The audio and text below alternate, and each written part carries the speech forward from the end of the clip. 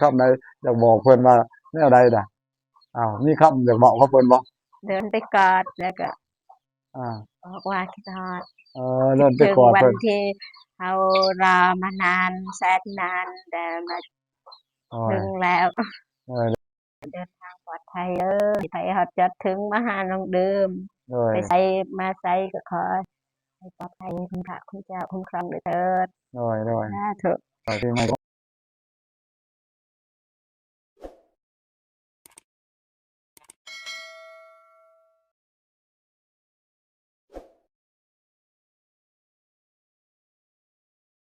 ชอวัดอดูนี่ก็อ่ากาแฟก็ยังอยู่พี่น้องเอ้ยกาแฟก็แคมอ๋อมีแคมมีกาแฟวันทุ่งหวายนี่ถือว่าวันเกษตรกิจเพิ่นก็ดีอยู่ก็พอมีรายรับจากนี่แหละจากฤดูกาลเพิ่นนั่นแหละพี่น้องเอ้ยเราเองก็เดินทางมาผู้เดียวมานี่มาเพื่อมาเยี่ยมมายามหั่นแหละน้องซาดี้น้องฮานว่าสิมาแวะยามน้องเดิมว่าสิอยู่เฮือนบ่พี่น้องเอ้ยเอากราบทักทายสบายดีเด้อพ่อแม่พี่น้องFC ที่น่ารักเบิดสุขคนบ่ว่าอยู่ไกลอยู่ใกล้พี่น้องเอ้ยอยู่ภายในและต่างประเทศก็ยินดีพี่น้องเอ้ยต้อนรับเข้าสู่ช่องบ่าวผู้วง Channel คือเก่าเด้อพี่น้องเอ้ยบ้านนี่ก็มาอยู่พี่แดพุ่นต่างประเทศก็มาท่องมาเที่ยวพี่น้องเอ้ยฤดูนี่มันเป็นไฮซีซั่นเนี่ยพี่น้องเอ้ยเพิ่นก็มาท่องมาเที่ยวกันไปเที่ยวเขื่อนเพิ่นน่ะมาเบิ่งธรรมชาติวิถีชีวิตคนในหมู่บ้านชนบทนี่แหละบ้านชนเผ่าบ้านชนบทพี่น้องเอ้ยเดินทางไปพี่น้องเอ้ยไปเบิ่งมั้งไปหาน้องเดิมว่าเพิ่นสิอยู่เฮือนบ่หรือว่าไปจีแคมป์แล้วบ่จักน้องเดิมก็ได้เนาะก็บ่แม่นธรรมดาพี่น้องเอ้ยกาแฟหมาขาวก็ยังจูนพูนอยู่พุ่นผู้คนไหนกาแฟหลายหรือว่าเพิ่นซื้อนำเขาบ่มาเฮ็ดหมากขาวหมากอันนี้พี่น้องเอ้ยตามหน้าบ้านแต่ละเฮือนนี่ก็ถือว่ามีแคมป์เรียนได้อยู่แหละพี่น้องเอ้ยนี่ทางเข้าบ้านน้องเดิมนี่บ้านพี่สาวของน้องเดิมเนาะพี่น้องเอ้ยสิให้พี่ให้น้องไปเบิ่งกันพี่น้องเอ้ยเราเองก็สิมาจอดแนบทางดีรถเพิ่นก่อนพี่น้องเอ้ย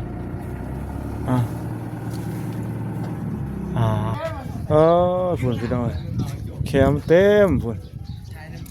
แต่ละหมู่บ้านนะน้ำหมู่บ้านของน้องเสรีน้องฮานนี่แหละอยู่บ่เนาะน้องเดิมบ้านนี่ไปหมากาแฟยังมีหมากาแฟหมากกลางเด้อพี่น้องตัวนี้กาแฟกลางอาราบิก้าบ่เพิ่นเอิ้นเรียกว่าโรบัสต้าบ่เราเองก็บ่แน่ใจเนาะตัวนี้ไปสิพาพี่น้องไปหาน้องเดิมว่าน้องเดิมมาบ่น้องเดิมนี่แหละวิถีชีวิตชาวบ้านก็ช่วงนี้ก็มีแต่จีแคมป์นั่นแหละกุมันทำเราได้สอบถามทั้งเขาน้ำทำป้าก็ให้เขาหน้าก็ถือว่าเรียบร้อยแล้วพี่น้องเอ้ยก็ว่าเดี๋ยวไปแล้วบ่ว่าเพิ่นสิอยู่บ่น้องเดิมน้อง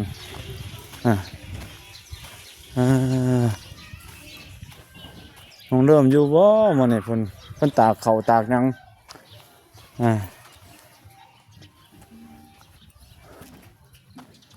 ไปไสน้อน้องเดิมอยู่บ่น้องเดิมมาบ่อยู่บ้านอาลิ่งเพิ่นบ่น้องเดิมบ่อยู่ซ้ํพี่น้องเอ้ยเพิ่นบ่ได้มาเนาะช่วงนี้เนาะบ่ได้มาเพิ่นบ่ได้มาพี่น้องเอ้ยอยู่บ้านเพิ่นเองเพิ่นเนาะมีแต่สินำไปเพิ่นแหละบ้านน้องซิมเพิ่นแหละพี่น้องเอ้ยขอบใจถือว่าน้องเริ่มเพิ่นบ่ได้มาบ้านของพี่สาวของน้องเดิมพี่น้องเอ้ยน้องเริ่มก็เพิ่นยังอยู่บ้านอาลิ่งเพิ่นเป้าเอกก็สิเดินทางไปเพิ่นพอดีมาแวะบ้านทุ่งบายแล้วก็บ่เห็นเพิ่นอยู่พี่ก็สิกลับไปเพิ่นแหละพี่น้องเอ้ยไปแล้วจะสิถ่ายให้เบิ่งอีกทีนึงบ่าวเองก็ไปฮอดพุ่นเดินทางไปก็สิถ่ายให้พี่น้องฮอดบ้านน้องเดิมสิพอเพิ่นบ่อยู่พุ่นพี่น้องเอ้ยไป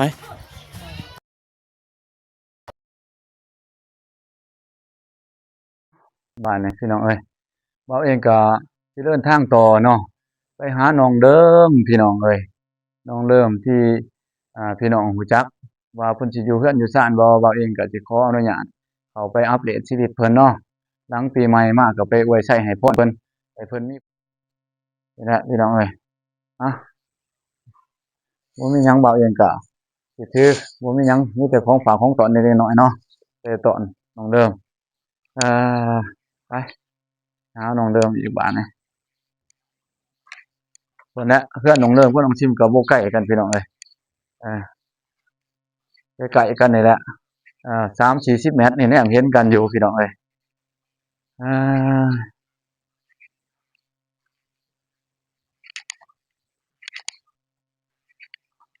อ้าวพาพี่พาน้องไป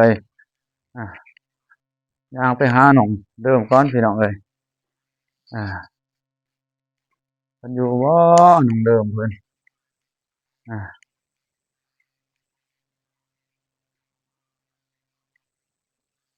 เอ้าเดินทางไปหาน้องเดิมพี่น้องเอ้ยอา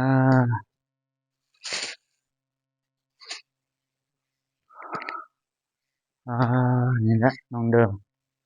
จักสิอยู่อ้าวไขประตูประต่างอยู่พี่น้องเอ้ยจักสิอยู่นี่นี่ความฝันน้องเดิมอยากได้รถแบบนี้เพิ่นว่า เอิ้นว่ารถซิ่งเนาะขึ้นภูปีนภูเฉพาะไปหัวไปสวนหรือว่าได้เด้อพี่น้องเอ้ยเอ้าเออ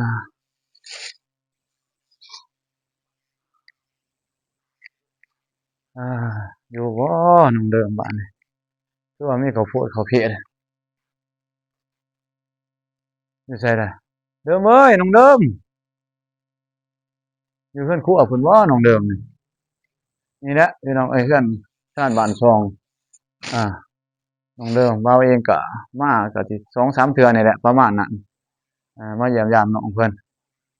อาว่าเพิ่นอยู่บ่ช่วงนี้อาอานี่ก็สวน ไปกับหมู่บ้านน้อยๆดอกนี่ก็ได้ก็สิประมาณเดียวกับหมู่บ้านกับหมู่บ้านอะหักนั่นแหละหมู่บ้านน้องกระเดยน้องเด้อน้องกระเดยน้องน้องบ้องเนาะนี่เห็นเพิ่นแหละสบายดีเด้อน้องเดิมโอ้ยสบายดีเนาะเพิ่นน่ะเบิ่งคลิปบ่โอ้เพิ่นสิมาบ่คือได้ยินว่าแม่น่ะสิมาบ่โอ้มายามกันหน่อยเนาะหน่อยอีกมื้อใดเพิ่นสิมาฮอดน่ะน้องเดิมได้จักมื้อน้องเดิม มื้ออื่นฮอดมื้ออื่นมาฮอดเฮาพี่บ่น้องเดิมบ่หรือว่ามื้ออื่นฮอดเราจังเทาะมื้ออื่นฮอดแท้ๆอีมื้อ ฮอดสะแต้งบ่ ลืมมื้อนี้ฮอดแท้แต่งมื้อมันนี้บ่รถบ่ติดโดยสบายดีเด้อโดยสบายดีเด้อพ่อแม่พี่น้องได้ใจบุญทุกๆท่านสบายดี FC ทั้งไทยทั้งลาวอยู่ต่างประเทศหรืออยู่ไทยบ้านก็ขอสบายดีเด้อสวัสดีเบิดสุขุทุกคนเด้อสบายดี สบายดีปีใหม่เด้อโอ้ปีใหม่เขาลาวอยู่ไสได้น้องเด้อบ่ได้เขาลาวบ่อยู่เฮือนเออพี่พี่แหลงพี่พี่สาวบ่ไม่ใช่พี่คุณพี่ในประเทศไทยค่ะแฟนของร้านแหลงอ๋อโดยเออปีใหม่ได้สดใสกว่าเก่าเด้อร่ำรวยแข็งแรงเด้อปีใหม่บัดนี้เด้อใจได้เช้าแล้วเจ็บเช้าป่วยเด้อโดยแข็งแรงสุขภาพเช่นเออกันเด้อโดเรายเองก็บ่มีหยังมีแต่ซื้อแหนมมาฝากน้องเพิ่นพี่น้องเอ้ย ใจได้หลาย โอ้เอาสิเว้าต่อเอานั่งไปนั่งก่อนเชิญไปนั่งก่อนโดยสิทำอัปเดตชีวิตน้องเดิมจักหน่อยพี่น้องเอ้ยลมพัดสาดน้องเดิมนี่นั่งอยู่นี่แหละตารางนี่แหละสบายพี่น้องเอ้ยลมมันเย็นแหน่อากาศดีๆจังซี่มาโอ้คนเดียวบ่แม่นมาคนผู้เดียวเพราะว่าทีมงานก็ไปรับแม่เบิดเด้ โดยทีมงานก็พากันเดินทางไปต้อนรับเราเองก็ตั้งใจแล้วว่าสิไปรับแต่ว่าเกิดอุบัติเหตุก็เลยเจ็บหลังนี่ไปสวนน่ะไปมืนดมอยู่สวนก็เจ็บหลังก็เลยซักยา3มื้อติดจึงลุกได้พี่น้องเอ้ยก็เลยนั่งรถใกล้บ่ได้ก็เลยว่าบ่ได้ไปนำทีมงานเฮาเออเอ้ารู้สึกว่าน้องเริ่มดีใจเนาะแม่สิมายามเนาะ โดยตื่นเต้น ตื่นเต้นบ่โดยเอเบิ่งในอคลิปก็ยิ้มเงียบแล้วโดเออ ยมาเองมาเห็นกับน้องเดิมก็เบิ่งคลิปติดตามคลิปถ้าแม่เนาะโดยเพิ่นว่าจังได๋ล่ะมื้อใดเพิ่นสิมาฮอดสแตงเอ้าเดิม ให้น้องเดิมเราสู่ฟังเบิ่ง ฟันแรง มื้อแรงมื้อนี้นี่บ่ โดยแต่มาฮอดดาวไตดึก ต้นค่ำๆมืดๆเพิ่นบ่เด้อเพิ่นบ่ โดยดึก ได้นี่เดินทางมาบ่ เดินทางมาฮอด จังหวัดใดบ่ปากเสหั่น กำลังเบิ่งคลิปอยู่นั่นสุดบ่ว่าใส่ ว่าโดยเพิ่นโทรใส่ได้บ่ถ้าแม่พิมพ์แล้วโทรใส่น้องเดิมได้บ่ โอ้ โทรใส่แล้วเนาะแจ้งน้องเดิมว่าสิมายามบ่ โดย แม่ดีใจนำเด้อเพิ่นได้มายามเพิ่นคิดฮอดหั่นแหละเพิ่นมายามเนาะ โด เพิ่นคิดถึงเพิ่นก็สิมายามน้องเดิมแน่น้องจิ้มแน่หั่นแหละหลายผู้หลายคนเพิ่นก็สิมาภารกิจเพิ่นแหน่มาช่วยเหลือแหน่หั่นแหละตามก็สิมาพร้อมทีมงานเบาเตียงทองนี่ก็ทีมงานไทยบุญดาวใต้นี่แหละ โดย โดยน้องเดิมก็ดีใจหลายเพิ่นว่าสิได้พ้อกันแบบตัวเป็นๆเนาะ โดย แบบเมื่อครั้งแรกเนาะ โดย สิได้พ้อเจอหน้ากันว่าระหว่างแม่กับลูกเพิ่นสิได้พ้อกันพี่น้องเอ้ยน้องเดิมก็ยิ้มเด้ออยู่มีความสุขเราเองก็ดีใจนำน้องเดิมที่หลายปีเนาะร่วนเติบเนาะหลายเดือนเติบเนาะ โดย ก็ได้พ้อกันนี่เพิ่นก็ไม้มันปั้นมือมาอยากมายามถือว่าเป็นความฝันแบบจริงๆแหละสิได้พ้อกันถ่ายรูปคู่กันได้โอบกอดกันจักบาทสิกอดกันบ่อั่นเออจะกอดบ่คันแม่นพิมพ์ให้กอดเด้อ กอด น้องเด้อว่าสิกอดเอาแม่เพิ่นมายามเนาะดีใจหลายดีใจแฮงบ่ โดยดีใจฮะ ตื่นเต้นอยู่บ่ล่ะคันได้พ้อหน้ากันคักๆนี่ สิเว้ายังบ่เอาตื่นเต้นกดดันเลย กดดันเลย ดีใจโดย นี่มันต้องพ้อหน้าเด้เนาะ โดย มันพ้อหน้าก็น้องรถมานี่จักสิซำไหนแหละแต่แม่พ้อลูกคันน่ะพี่น้องเอ้ยเว้าเรื่องความผูกพันฮักแพงกันเป็นลูกเป็นหลานเพิ่นพอมันก็สุดยอดของความดีใจเนาะ โดย บ่มีคำใดสิอธิบายได้ว่าความดีใจของน้องเดิมความรู้สึกของเพิ่นหั้นนะเพราะว่าความรู้สึกเต้นได้คือคนมันก็สิเต้นไปหั่นแหละเนาะดีใจความดีใจเพราะว่าก็จะได้เห็นกันนี่ก็ข้ามน้ำข้ามทะเลมาพี่น้องเอ้ยจะได้มาพอกับกันกับน้องเดิมนี่เว้าเองก็รอคอยให้เพิ่นมาเลยก็มีโอกาสก็สิมาร่วมกันแล้วก็สิมาถ่ายภาพบรรยากาศที่ว่าเอ่อแม่เพิ่นกับแม่พิมพ์กับ น้องเดิมได้พ้อกันเนาะด้วยความสุขความดีใจอาโอ้ คิดอยู่บ่ว่าเราสิมาทำอิฐน่ะบ่น้อง บ่ เดิม คิดบ่ฝันเลยว่าแม่พิมพ์จะมาหา อ่าแล้วก็มีสัญญาณจังไดล่ะจะว่าเพิ่นจังได้มาเพิ่นโทรมาใส่บ่แนวใดล่ะได้ร่วมกันทั้งโทรศัพท์อยู่บ่ว่าเว้าคร่าวๆว่าเพิ่นว่าสิมาแต่ต้นปีกายเพิ่นเนาะ โดย ปี2025เพิ่นพอดีปี2026ปีนี้เริ่มต้นปีน้องเดิมก็ได้ยินข่าวดีว่าซั่นอ่า อย่างนี้โดนแล้วบ่ตัวนี้เพิ่นสิมาอ่าน โดนแล้ว เพิ่นแจ้งน้องเดิมก่อนบ่ โดยเพราะว่าคุยกันตลอด เพิ่นโทรมาคุยบ่ โดย อาๆๆเพิ่นก็มาเป็นกำลังใจให้น้องเดิมช่วงนี้น้องเดิมก็สุขภาพก็บ่ค่อยดีคือระบาวก็เห็นคลิปอยู่ส่งน้ำส่งหยังเป็นหยังบ่ เมื่อย เมื่อยบ่ โดย เพราะว่าเฮ็ดเวียกหลายคือว่าเฮ็ดเวียกหลายเนาะ ไปรับจ้าง ไปรับจ้างมันบ่ได้พักได้เช้า โด พี่ ย น้องเอ้ยก็เลยเมื่อย โดย แล้วก็ส่งน้ำไปส่งอยู่ไสได้น้องเดิม อยู่ทองหวาย อยู่บ้านทุ่งไม้เพิ่นบ่ โดย อยู่ในสุขสระหรือว่าเขามาส่งให้อยู่เฮือน หมอไปส่งอยู่เฮือน ถือว่าไปหาหมอให้พี่น้องไปหาหมอแล้วก็ให้เพิ่นมาส่งให้อยู่เฮือนเด้อเนาะ โดย เออๆๆอ้าวพี่น้องเอ้ยช่วงสุขภาพมันก็มีเจ็บมีป่วยอยู่หั่นแหละมีขึ้นมีลงแต่ว่าก็ผ่านมาได้เนาะ โดย ได้เบิดจักถุงน่ะ ทุ่งหนึ่ง ได้ถุงหนึ่งเนาะยาวิตามินอิหยังบ่ โดยเขาใส่ลายเสนียดยา โดยได้ชนิดยาน้องเดิมว่าเออพอได้มีแรงเนาะ โดย ถือว่าปีเก่าผ่านไปปีใหม่มันก็เข้ามาแทนพี่น้องเอ้ยน้องเดิมก็เริ่มต้นชีวิตอันใหม่มีความสุขดีอยู่เนาะ โดย เป็นจังได๋ล่ะผลผลิตหัวสวนอยากให้น้องเดิมเราเบิ่งในปีเก่าหันว่าได้เจอปัญหาอุปสรรคหยังแหน่เอ้าให้น้องเดิมเล่าเรื่องชีวิตการเป็นอยู่เลยนะการเฮ็ดหัวเฮ็ดสวนมันเป็นจังได๋มาจังได๋ไอ้ที่อยู่บ่ได้แนวไหนเออเอาให้น้องเดิมเล่าเบิ่งพี่น้องฟังปีก่อนๆน่ะคือว่าจังได๋ปัญหาที่เฮ็ดให้น้องเดิม รู้สึกบ่ดีที่สุดในการเฮ็ดเวียกเฮ็ดงานได้แบบเศร้าใจที่สุดน่ะนะเมื่อยเพลียใดก็อยากโทะเรื่องเฮ็ดเวียกมันมีปัญหาใดอยากให้น้องเรื่องเรา สิเล่าบ่เป็น เล่าเรื่องสวนเด้ถ้ามาเฮ็ดสวนที่ว่าเฮ็ดให้น้องเริ่มเอ่อแบบทุกข์ใจอะนะแบบว่าลำบากใจแบบว่ามันบ่คักมันบ่ไหลตามใจเฮาอะนะแบบเฮ็ดให้เสียใจว่าซั่นซะเฮ็ดให้เสียใจในการเฮ็ดน่ะ ตั้งแต่เฮ็ดเวียกก็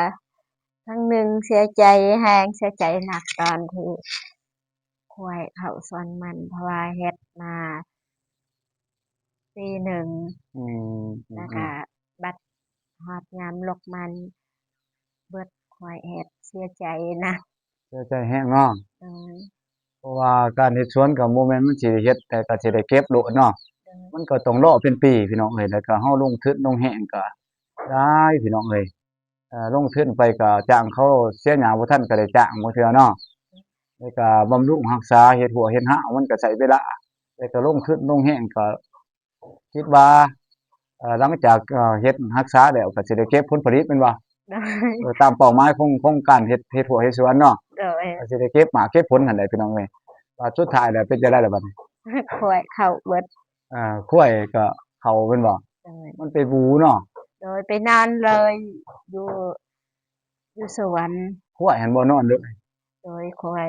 บัดตอนเช้ามันลกไป จับบ่ได้เนาะ โดย ถ้าจับได้ยังว่าสิเอาไทยเอาเนาะ ให้เจ้าของข้วยเขามาไถเอาก็พอได้ทึนคืนว่าจังซั่นเนาะสุดท้ายบ่ได้หยังบ่ โดย เอ แต่ อ ก็บ่ได้เครียดบ่ได้โกรธเลยที่ควายเขา มันเป็นเรื่องของสัตว์เนาะจักสิเฮ็ดจังไดเนาะมันก็อยากกินมีแนวกินมันก็อยากกินก็พี่น้องเอ้ยก็สิไปโทษสัตว์ก็จักสิเฮ็ดจังไดเฮาก็บ่จังสิว่าก็มีแต่ว่ามันเป็นดวงบ่ดีของเฮาเนาะเป็นโชคบ่ดีหันนะแต่ว่ามันก็ให้มันความบ่ดีก็ให้มันเบิดไปกับปีเก่าแต่ว่าปีใหม่ก็ให้มีแนวดีๆเข้ามาเด้อ โดย โดยเป็นกำลังใจให้แต่ว่าพวกบัดไปคือว่าเห็นไปเลาะเก็บอยู่หั่น ไล่อยู่บ่ตัวเลาะเก็บหั่น ได้แต่บ่หลาย บ่ได้ประมาณเท่าใดได้จักรถจักเลาะ บ่ฮอดคันหนึ่ง รถอีตอกบ่เต็มคันซั้นบ่ รถใด ก็เพิ่นได้ไปเอาเนาะ โดย อ่าได้เงินได้บ่2-3ล้าน บ่ บ่ฮอดบ่ บ่มีแต่500,000 โอ้ยพี่น้องเอ้ยลงบ่ได้ฮอดทุนคืนเนาะ โดย เอาลงทุนหลายกว่านั้นเด้ แม่พิมพ์ลงทุนหลายเพราะว่าจ้างเขามาเสียหญ้า โดย ไปซื้อนั่นซื้อนี่เบิด ของกินของอยากเนาะน้ำมงน้ำมันนี่ไปหัวไปสวนแม่นบ่น้ำมงน้ำมันอีตอกกินอยากอีมันก็เบิดแล้วพี่น้องเอ้ย5แสนนี่บ่จุบทุนแหละคือว่ารุบแบบรุบอย่างใหญ่เลยแหละโอ้ยคือว่าเป็นปลอบใจซื่อๆเนาะเป็นเงินปลอบใจซื่อๆได้5แสนน่ะพี่น้องเอ้ยจักสิเฮ็ดจั่งใดน้องเรื่องก็คือเศร้านักตอนนั้นเสียใจนักมองจนอยากเซาเฮ็ดสวนพุ่นบ่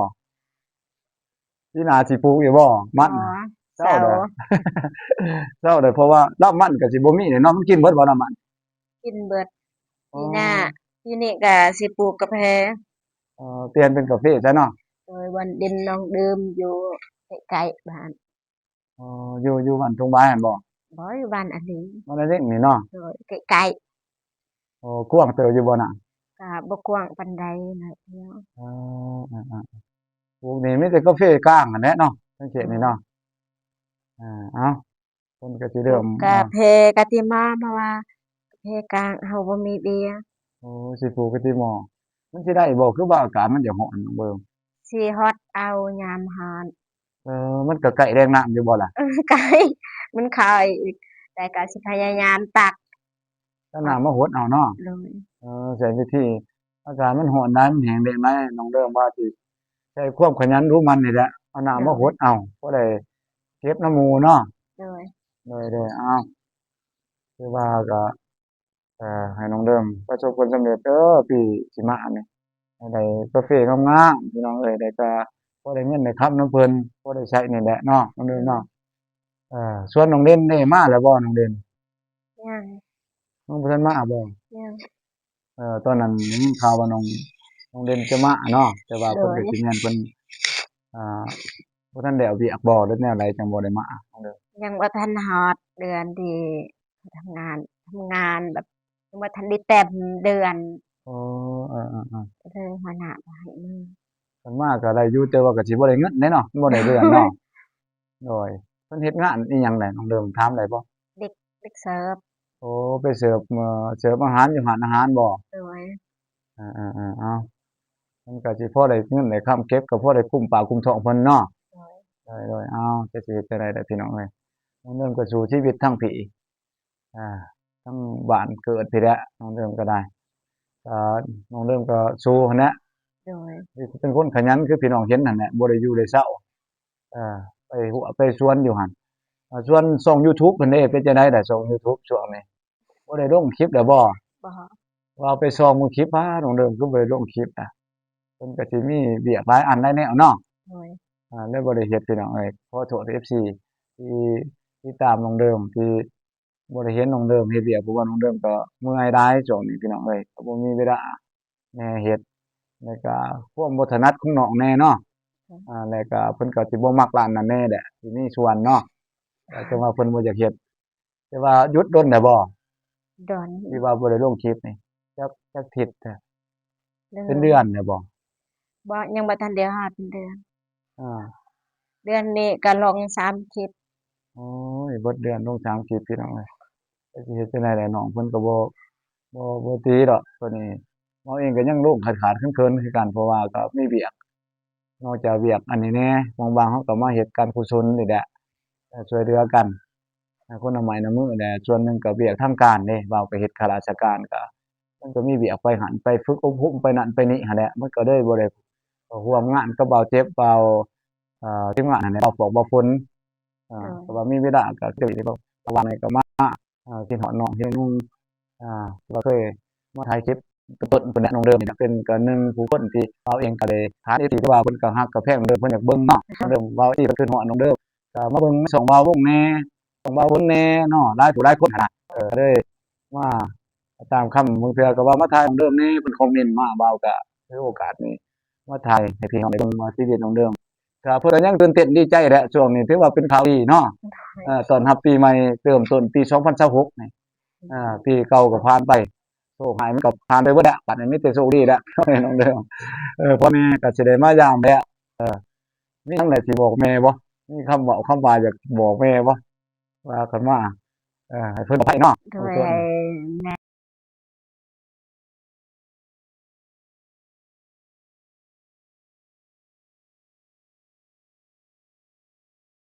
เดินทางปลอดภัยเด้อให้ไปฮอดจอดถึงมาหาน้องเดิม โดย ไปไสมาไสก็ขอให้ปลอดภัยคุณพระคุณเจ้าคุ้มครองด้วยเถิด โดย สาธุ ปีใหม่ก็ให้แม่มาฮอดพี่เนาะ โดย ก็มาฮอดสิอ่าอยากเว้าหยังคำใดก็แม่เจ้าเอาก็แม่พิมพ์มาสิว่าจังได๋ สิจักเว้าคือว่าใดพ้อกันก็เฮาช่วยได้เฮาร่วมกันทางโทรศัพท์เนาะ โดย คันได้พ้อกันหน้าจ๊ะกันแบบหน้าต่อหน้านี่จักสิเว้าจังไดเอาคำใดอยากบอกเพิ่นว่าแนวใดล่ะอ้าวมีคำอยากบอกกับเพิ่นบ่ เดินไปกอดแล้วก็ อา บอกว่าคิดฮอด เดินไป ถึง กอด วั เพิ่ น น ที่เรารอมานานแสนนานแต่มา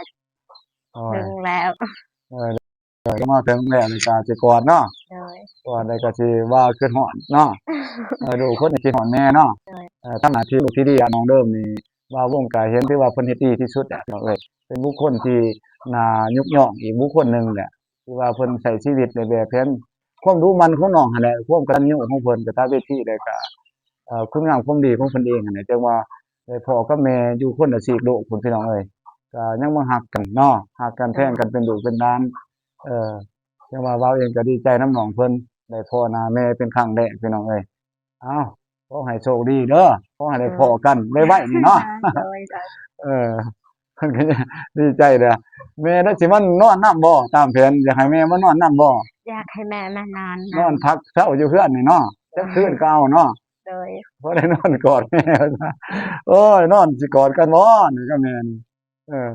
อากาศหนาวๆสิยันกอดแม่เบิดคืนน่ะตามอยากให้แม่นอนอยู่เนาะ โดย มาตัวจริงนี่ก็จัง จังเว้ากับเพิ่นเนาะ โดย ร่วมกับเพิ่น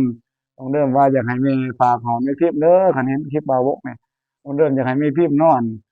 จักคืนกับน้องเดิมก็ยังดีเนาะถือว่าเฮาสิพ้อกันบ่ดนก็แต่ขอนอนนำจักคืนเนาะให้แม่นอนพักเช้านี่นะอบอุ่นนำอบอุ่นนำน้องเพิ่นคันว่าแม่พิมพ์เห็นคลิปนี่ก็ฝากเด้อแม่มานอนยามน้องเดิมจักคืนก็เอาจังเดินทางไปเรียกภารกิจเพิ่นแล้วก็ต้อนกลับก็อยากให้มาแวะอีกเนาะ อ้าวมีแต่สุดท้ายนี่ก็บ่มีหยังหลายพี่น้องเอ้ยก็มาเว้าเองก็มาอัปเดตชีวิตน้องเพิ่นก่อนที่แม่เพิ่นสิมาหาแล้วก็ขอให้สมหวังหั่นแหละได้พ้อกันแล้วก็อวยพรใช้ให้พรเบิ่งปีใหม่ให้ FC น้องเริ่มนอกจากแม่แล้วก็ FC เบิดทุกคนแหละที่รักน้องเริ่มเป็นผู้ใหญ่ใจบุญที่ช่วยน้องเริ่มอะอ้าวอวยพรปีใหม่ให้เพิ่นเด้อ ก็ขอบคุณทางผู้ใหญ่ใจบุญทุกท่านและ FC ทุกท่านเด้อและแม่ๆทุกคนที่รักแพงเอ็นดูก็ปีใหม่ปีนี้ก็ขอให้สุขภาพแข็งแรงอย่าเจ็บอย่าจนเด้อให้ร่ำๆรวยๆเฮ็ดเวียกการงานอันใดก็ขอให้ราบรื่นสิ่งดีๆก็ขอให้ไหลมาในชีวิตสิ่งที่บ่ดีก็ขอให้ไหลไปใน2025ก็ปีเก่าพุ่นเนาะ โดยปีเก่าขอให้ปีใหม่ปีนี้เจอแต่สิ่งดีๆเด้อสาธุ โดยสาธุว่าเองก็สิกราบลาที่ลาน้องไปกับภาพบรรยากาศน้องเดิมที่ว่าดีใจและก็ตื่นเต้นหลายที่แม่เพิ่นสิได้มายามกันบ๊ายบายน้องเดิมบ๊ายบายโดย ใช่ไหม โดยขอบใจหลายๆน้องเดิม